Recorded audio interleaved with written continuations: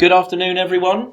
Here we are on a nice Thursday afternoon, the 11th of November 2021, and I'm sat here on the sunny Isle of Wight in our office with one of our very, very talented young paralegal stroke work experience lawyers. Name is Samuel Killoran. Samuel, how you doing? Hi, I'm good, thank you. Good. So I thought that what would be a really useful thing is for our listeners to put you to the test just slightly on certain things that you're studying at the moment. And I think it will be useful for people that have been keeping an eye on some of our podcasts that specifically relate to social media and defamation and harassment, that maybe we could touch a little bit more on the defences aspect, because it does seem to be one of the biggest questions that we've got. Now, I know that this is, you've got a lot of interest in this area of law, haven't you? Yes, I do. I find it very interesting. It's something that's become more and more prevalent with social media, especially when people get disgruntled and in the spur of the moment they just go on a rant on social media, not necessarily thinking first before they do it. Now, what we've spoke about before is, of course, the different examples of what someone may say online, and we've given examples, and we won't go too much into that. If you'll have to look back through our previous podcasts to get some more information on that, but it certainly does seem to be that people are saying things that are specifically related to someone either that they know or someone that is, in their view, doing something or has behaved in a manner that they don't agree with. But it still does not make that acceptable behaviour, does it? No, it does not make it acceptable. I think online people can feel as though they're anonymous and they behave in ways which maybe they wouldn't behave in if they were face-to-face or in public. Yeah, and what they tend to do, certainly when we send one of our relatively scary letters out, is we tend to get a response that says, "What, Sam? What is it they normally say?" Not specifically, but as an overall thing, they try and... As an overall, they tend to go along the lines of what they're saying is true, or is at least an honest opinion that they hold. Right, and what they've done to be able to get those two key points in is they've gone straight online and searched something in there in the search engine to say, what's an excuse? How can you defend yourself against defamation? And it usually comes up with a list of things that could constitute a defence to a defamatory remark or statement that's been made. And you just touched on two. So you've mentioned about truth. Now, let me just ask you a little bit more about this. What does that mean, truth? Because I think that seems very broad, but I know that it's really not the case. It's not broad. It has to be something quite specific, doesn't it?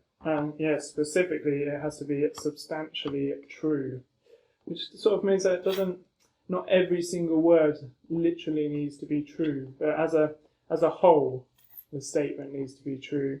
Mm-hmm.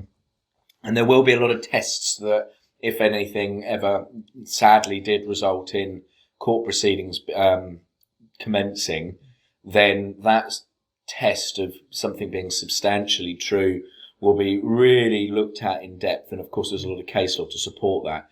Now, we're not going to go into specific detail. I don't want you going pale and cross-eyed and trying to sort of quickly go back through all of your case law studies that you've been doing on the defence of truth. But arguably, it has to be substantially true. And a lot of people just say, well, I thought it was true. Now, there's a contradiction in itself, because I thought it was true suggests that it almost seems like that's a crossover with honest opinion.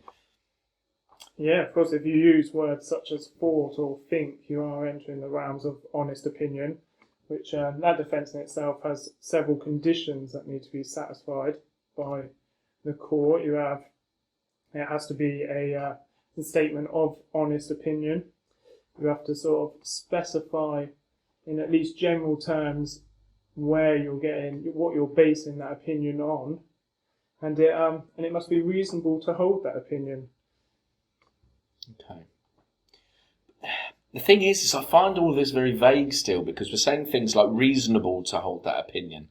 Now, I don't know whether you can touch on that anymore, but what are your thoughts on that? What do they mean by reasonable? How can they say something, it's reasonable to hold such an opinion that really, 9 times out of 10, certainly within the phone calls that we get on a daily basis and clients that instruct us, some of the stuff that's being said is just outrageous. I mean, it's really offensive what's being said. So to say someone's reasonable in holding that opinion, what do you think it means?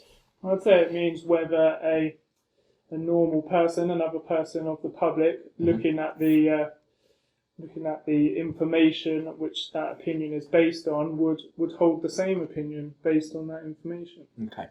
Now that makes sense. Yeah, no, okay.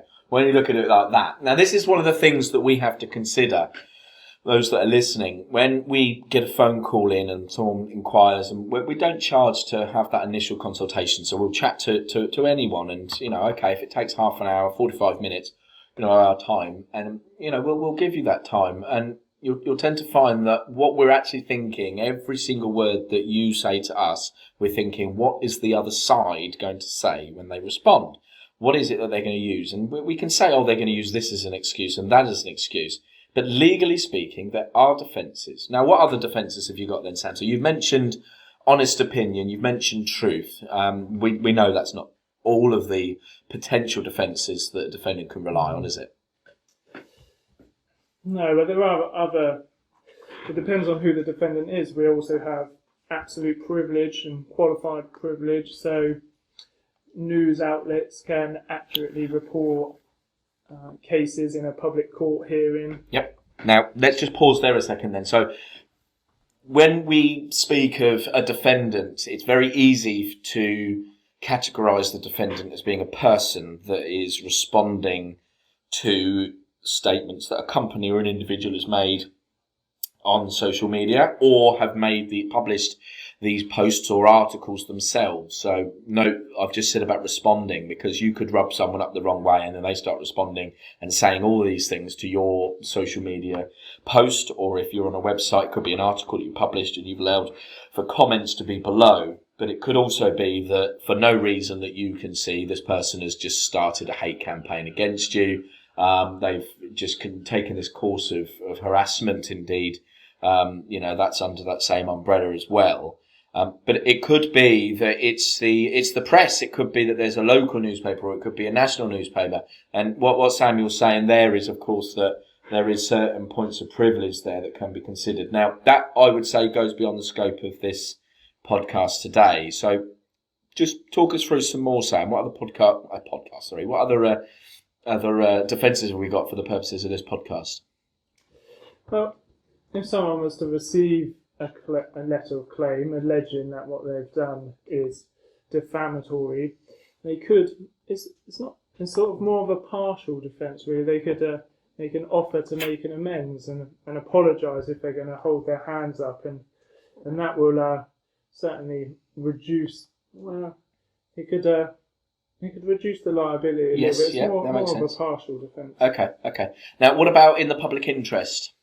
Well, in the public interest, that is because that's one that a lot of people that are alleging really awful, certain allegations such as paedophilia, paedophiles, and all of these sort of terms that are used to really discredit someone's character.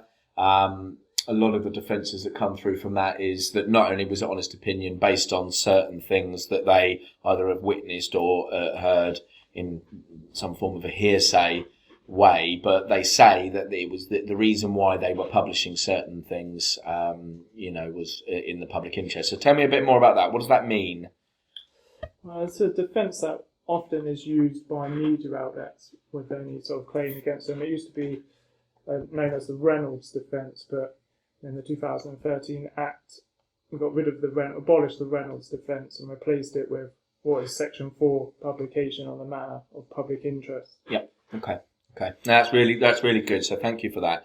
I think, when we start going through all of these defences and thoughts that we've got in our head, now we're trying to keep this simple. We don't want to go into too much detail and start citing cases and certain judgments, certain decisions that are being made specifically to the defences and why that decision was made. But what I will say, in a really sort of basic sense, those that are listening, I mean, do take yourself through the legislation. Sam, tell us what's the legislation that covers defamation in the UK?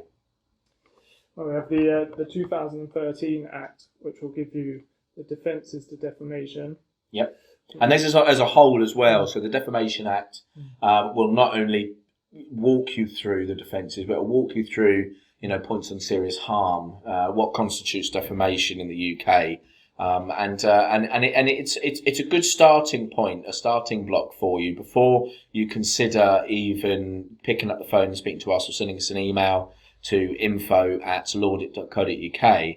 It's certainly worthwhile not just going onto Google and reading random articles. Take yourself direct to the legislation. It's very easy to follow, and it might be able to answer certain points for you, or it'll allow you to have a more in-depth conversation with us, or settle your mind a little bit at times when certain things are happening to you, or you may be the one that has received a letter, and it could be not from a solicitor. It could be direct from that person that is accusing you of being defamatory. You've pulled yourself back and forth, haven't you, through the Defamation Act when you've done your studies, Sam, but there are some other sources as well that you've used. I know Practical Law is one that certain people like to go to. Have you got any other sort of tips for people that you've used that's a really good point, other than some of our articles on laudit.co.uk? You see, Sam's pause that he's had there is because when you go to the legislation, it is, giving you the information that you need as a starting point to know what have a little bit more understanding about defamation. In a basic sense, case law, certainly read some of the new case laws, these cases, that have come through. They'll be really, really important in years to come as we develop through and with the law. Okay, Sam, anything more to say when it comes to the defences? No, I think that's about it. Yeah, I mean, certainly on a basic sense. And, I really want to thank you for listening. If you do want to pick up the phone and have a more detailed chat with us about these things, please do so. Call us on 02380 235 979. And we'll be happy to chat. It's very sad to have to speak to people like us when you're having to deal with some awful situations like this, but you might find that we can settle your mind or certainly point you in the right direction. So don't hesitate to pick up the phone or email us. As I say, that's info@laudit.co.uk. Thank you very much, Mr. Killoran. I really appreciate you joining me today, and thanks for listening, everyone. Take care.